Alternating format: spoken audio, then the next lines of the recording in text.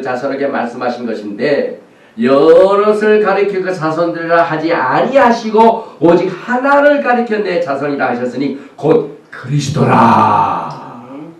아브라함과 언약을 맺으신 분은 그리스도입니다. 그래서 예수님을 믿는 모든 사람은 아브라함의 복을 얻게 됩니다. 그러니까 아브라함의 복의 연대관계를 맺기 위해서는 우리가 시온의 평화를 내어 기도해야 됩니다. 그래서 갈라디아서 3장 29절에 너희가 그리스도께 속한 자면 곧 아브라함의 자손이요 약속대로 유업을 입을 자니라. 이제 하나님의 백성들이 유업과 기업에 관계된 겁니다. 그래서 이 중동 평화 문제가 큰 이슈가 됩니다. 이사야서 51장 1절에 의를 쫓으며 여호와를 찾아 구하는 너희는 나를 들을지어다. 너희를 떠난 반석과 너희를 파낸 우묵한 우동이를 생각하여 보라. 너희 조상 아브라함과 너희를 생산한 사라를 생각하여 보라. 아브라함이 혈혈단신으로 있을 때 내가 부르고 그에게 복을 주어 창성케 하였느니라. 다시 말하면 우리가 예수님 때문에 아브라함의 그 언약을 믿게 됩니다. 그럼 그 아브라함의 언약이 우리에게 될 적에 이것이 곧 시온의 위로가 됩니다. 이것이 진정한 마지막 때 축복인 것입니다. 그래서 이사야서 51장 3절에 대전나 여호와가 시온을 위로하되 그 모든 황폐한 곳을 위로하여 그 광야로 에덴 같고 그 사막으로 여호와의 동산 같게 하였나니 그 가운데 기뻐함과 즐거움과 감사함과 창화하는 소리가 있으리라. 제가 그제 스티브 라이더하고 아침을 같이 먹으면서 금요일날 아침입니다. 여러 가지 그 간증 얘기도 하는 가운데서 유대인이 어떻게 보면은 이 아시아 사람들하고 모든 풍속이 같대요. 그래서 우리하고 굉장히 가까운 것을 강조를 하더라고요. 다시 말하면 하나님께서는 에덴 동산에서부터 문명을 시작하셨습니다. 그게 돌고 돌아가지고 지금 어디냐 하면은 서방 세계가 지금 빛을 나타내고 있죠. 어느 곳을 가든 이 서방 세계가 으뜸입니다 지금. 그런데 서방 세계는요 언제나 서쪽입니다. 해가 어디서 집니까? 서쪽에서 집니다. 인간이 만들어 놓은 찬란한 이 바벨론 문명은 이제 심판을 받게 됩니다. 그래서 다시 에덴 동산으로부터 다시 돌아갑니다. 그래서 토라, 율법이 시온에서부터 나올 것이요. 하나님은 회복의 하나님이시오. 그래서 우리가 말씀을 회복하면, 토라를 회복하면 우리의 신앙 전체가 회복이 되고 우리의 영혼이 회복되고 우리의 가정이 회복되고 교회가 회복되고 나라가 회복되고 하나님의 나라가 새로워지게 됩니다. 그래서 이 마지막 때 하나님께서는 엘리야의 사역을 통하여 내 종 모세에게 명한 율법을 기억하라. 결국 지금 흩어져 있는 야곱의 포로들이 다시 돌아오면 그것이 시온의 위로가 됩니다. 에레미야서 31장 10절에 열방이여 너희는 나 여호와의 말을 듣고 먼 섬에 전파하여 이르기를 이스라엘 흩으신 자가 그를 모시고 목자가 그 양물에게 행함같이 그를 지키시로다. 그들이 와서 시온의 높은 곳에서 찬송하며 여호와의 은사 곧 곡식과 새 포도주와 기름과 어린 양의 떼와 소의 떼에 모일 것이다. 그 심령은 물된 동산 같겠고 다시는 근심이 없으리라 할지어다. 그때 처녀는 춤추며 즐거워하겠고 청년과 노인이 함께 즐거워하리니 내가 그들의 슬픔을 돌이켜 즐겁게 하며 그들을 위로하여 근심한 후에 기쁨을 얻게 할 것입니다. 주님께서 이 마지막 때 완전한 레스토레이션, 이 회복이 무엇인가를 말씀하거든요. 이 회복은 우리가 주님을 만나서 결혼식을 해야 회복이 돼서 지금 약혼 관계에서 많은 위협들이 있었습니다. 마음 변하는 일들이 있었습니다. 신부 쪽에서 보면 신랑이 안 날라가시고 신랑 쪽에서 보면 신부들이 신랑이 좀 늦게 온다고 혈압을 사람들하고 자꾸 마음을 빼죠. 그러니 우리의 위로가 뭡니까?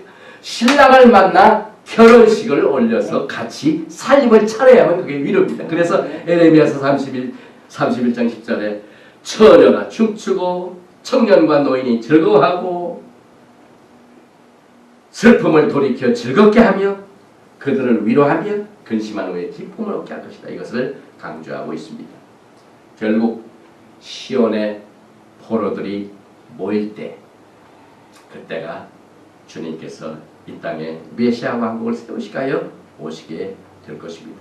그래서 주님이 어디서 자리를 잡고 거하시냐면 이사야서 8장 17절에 이제 야곱 집에 대하여 낯을 가리우시는 여호와를 나는 기다리며 그를 바라보리라. 보라, 나와 및 여호와께서 내게 주신 자녀들이 이스라엘 중에 징조와 예포가 되었나니 이는 시온산에 계신 만군의 여호와께로 말미암은 것입니다. 주님이 어디에 거하신다고요? 시온.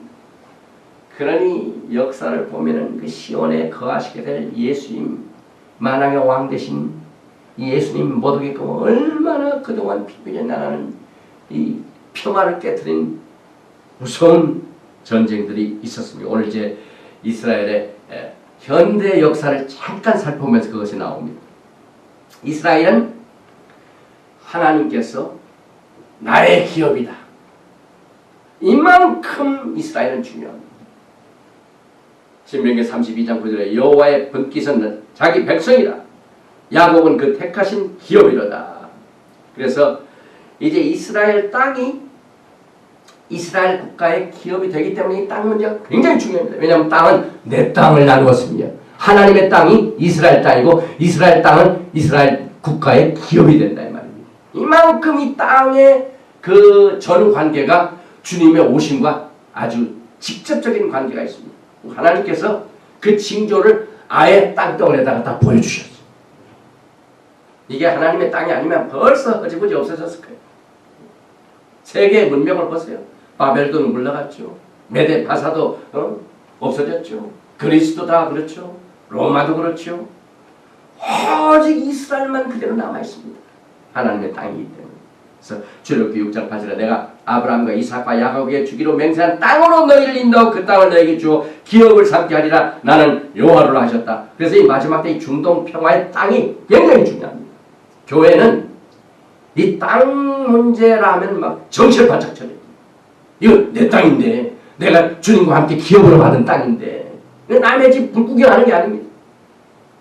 이스라엘 땅이 나누어질 적에 여러분의 땅이 피해로에 의해서 도난당한다고 생각하시면 틀림없습니다. 어떤 사람이 와가지고 여기 뒷땅을 딱 자리를 잡아가지고 뒷땅은 우리 땅이다 라고 하면 여러분 가만히 있겠어요? 막 싸우고 막 법정에 가자고 그럴 거야 아마. 근데 이건 잠시 인간 강건하면 70여 80살은 잠깐 사는 땅에서도 그렇게 인간이 그 자기 땅에 대해서 애착을 가지고 있는데 여러분 영원한 기업으로 주신 땅이 지금 문제가 되는데 여러분 가만히 있을 수가 있어요. 그래서 이 중동 평화와 이 마지막 때에 주님의 오심과는 직접적인 관계가 있습니다. 또 토라는 이스라엘 국가의 기업입니다.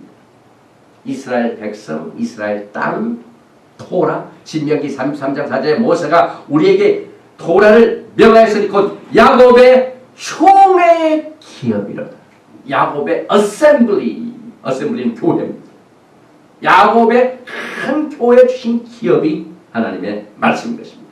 그래서 결국 우리는 시온 이것을 크게 살펴봐가지고 네 가지로 정리를 합니다. 이 마지막 때 복음을 증거하는 종들은 빨리 이스라엘 오로지를 지금 전공해도 늦지 않았어요. 아주 히브리 뿌리를 지금부터 시작하면은 하나님이 반드시 도와주십니다.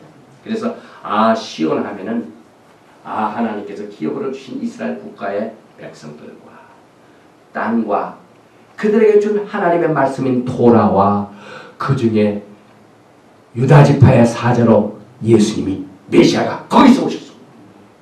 그래서 메시아, 토라, 이스라엘 국가, 백성, 땅은 하나. 뗄래야 뗄 수가 없습니다.